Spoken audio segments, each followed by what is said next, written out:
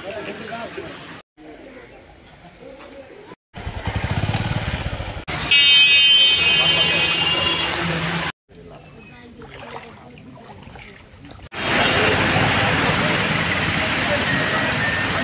মুহূর্তে রয়েছি বরিশাল সিটি কর্পোরেশনের 3 নং ওয়ার্ডে। আপনারা দেখছেন যে কাউনিয়াতে, যে আসলে আপনারা জানেন যে বিগত আজকের এই 2 দিন অতিবৃষ্টি এবং দুর্যোগপূর্ণ আবহাওয়ার কারণে আজকে কিন্তু বরিশাল সিটি কর্পোরেশনের প্রত্যেকটি ওয়ার্ডেই ছোট বড় থেকে শুরু করে সবগুলি ওয়ার্ডে কিন্তু হাজার হাজার মানুষ কিন্তু এখন পানিবন্দী অবস্থায় রয়েছে এবং তাদের যে দুর্ভোগ আপনাদের সচক্ষে দেখাচ্ছি, যেখানকে মানুষ কিন্তু পানির ভিতরে আটকাই পড়ে গেছে এবং মানুষ এখন পানিবন্দী অবস্থায় রয়েছে। অনেক বাড়িঘর কিন্তু ডুবে গেছে এবং সাধারণ মানুষ কিন্তু খুব কষ্টে জীবনযাপন করছে। এবং সাধারণ মানুষদের সাথে কথা বলেছি, তারা বারবারই একটি কথা বলেছেন যে আসলে সরকারে বিভিন্ন সময় কর্মকর্তারা আসেন এবং সিটি কর্পোরেশনে যারা দায়িত্ব থাকেন মেয়র মহোদয়রা, তারা বিভিন্ন ধরনের প্রতিশ্রুতি দেয় এই শহরকে ডেভেলপ করার জন্য এবং পানি নিষ্কাশনের জন্য, কিন্তু আসলে নির্বাচিত হওয়ার পর কিন্তু আদৌ এই সাধারণ মানুষের কথা একটু মনে রাখে না, এমনটি কিন্তু অনেকেই জানিয়েছেন। কাউনিয়া বরিশাল 1 নং ওয়ার্ড, এই তো দেখতে পাচ্ছেন না, কি বলবো, ওই যে দেখেন এই যে একদম সাগর হয়ে গেছে। বরিশাল সিটি কর্পোরেশনে আজ থেকে না, অনেক বছর থেকে দেখি যে একই রকমের, আমার বয়স তো মোটামুটি কম হয় নাই, এই একইভাবে দেখতেছি।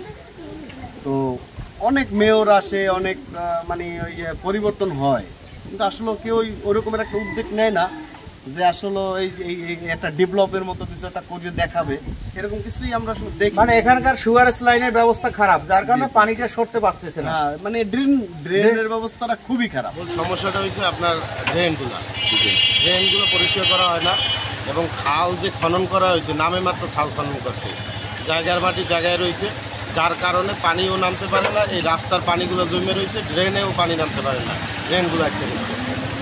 আওয়ামী লীগের আমলে আর নেতারা যে যার মতো মনে করেন নামে মাত্র কাজ করে বিল উঠে খেয়ে নিচ্ছে, কিন্তু কাজ তো করে না। কাজ করলে তাহলে পানিগুলো আর খাল, এই যে আপনার ড্রেন দিয়ে খালের মাধ্যমে নদীতে নেমে যেত, তাহলে পানিটা আর এই অবস্থা থাকতো না, রাস্তার উপর পানি থাকতো না। বিগত 2 দিনের বৃষ্টিতে বরিশালের অধিকাংশ অলিগলি ডুবে গেছে। আমি একজন সংবাদকর্মী হিসেবে প্রায় জায়গায় ঘর হয়েছে শহরের, এমনকি আমার বাসা দিয়ে বাইরে তো আরোর উপরে পানি। আচ্ছা আচ্ছা, এখন আমি চাই এটা দিয়ে যেন নগরবাসী পরিত্রাণ পায়। আচ্ছা, আসলে কি করা দরকার বরিশালবাসীর এখন? বরিশালবাসী তো এটা নিয়ে একাধিকবার যারা দায়িত্বরত কর্মকর্তা আছে তাদেরকে জানাইছে, আগে যারা সিটি কর্পোরেশনের দায়িত্বে মেয়র ছিল তাদেরকে জানাইছে, সবাই বলছে যে হবে, কিন্তু আসলে বাস্তবায়ন হয় নাই। তো এখন যেহেতু সরকারি নিয়ম অনুযায়ী বিভাগীয় কমিশনার স্যার আছে দায়িত্বে, আমরা আশা করব, আমি বরিশালবাসী হিসেবে আশা করবো যে বিভাগীয় কমিশনার স্যার বিষয়টা দেখবে এবং এটা একটা এ থেকে যেন বরিশালবাসী মুক্তি পায় বা পরিত্রাণ পায়, এরকম কিছু করবে। দেখছেন পানি তো সব বসে গেছে, তো পানি কমছে। পানি ছিল এই পর্যন্ত আমাকে এই দোকানের উপরেও 1 ফুট পানি ছিল। আচ্ছা, এবং এই পানির কারণে আমরা ব্যবসা বাণিজ্য ঠিকমতো করতে পারতেছি না, কোনো উন্নয়নের প্রকল্প নাই। এই ধর পানির এই অবস্থা, সব ডুববে একাকার অবস্থা হয়ে গেছে আমরা, এবং এদিকে কোনো মানুষজন যাওয়া আসা করতে পারতেছে না। কার দ্বারা যে আয় এইরকমেরই কয় সবাই। এই যে সকাল ধরে দোকান খুললে বলছি, কোনো কাস্টমার নাই, মানুষজন নাই, বেচাকেনি করতে পারি না। কার দ্বারা করবো? মানুষজন না থাকলে বেচাকেনি করা যায় না। এইরকম বাড়িঘর সব তলাই গেছে, একটা পিছনে সব তলাই গেছে, সামনেও পিছনে সব জায়গা তলাই গেছে, কোনো জায়গায় কোনো মানুষজন আয় না, কিছু করে না। যে আয় সে এইরকমেরই, কোনো রকম কোনো কাজ কাম কেউই করে না, সবসময় ডুবে থাকে পানিতে। এই রাস্তাঘাট বৃষ্টি, অল্প বৃষ্টি হইলেও তলাই থাকে, বেশি তো তলাই থাকে, কম বৃষ্টি হওয়ার আগেই সব তলাই থাকে একবারে। আমরা কথা বলছিলাম বরিশাল সিটির কাউনিয়া থেকে শুরু করে প্রত্যেকটা অলিগলির সাধারণ মানুষ, ভুক্তভোগী মানুষ এমনটি বলেছেন। আসলে তাদের কষ্টের কথা কার কাছে কবে, এমন কোনো মানুষ নেই। অর্থাৎ সরকার আসে, সরকার পরিবর্তন হয়, কিন্তু এই সাধারণ মানুষের ভাগ্যের আদৌ কোনো পরিবর্তন হয় না।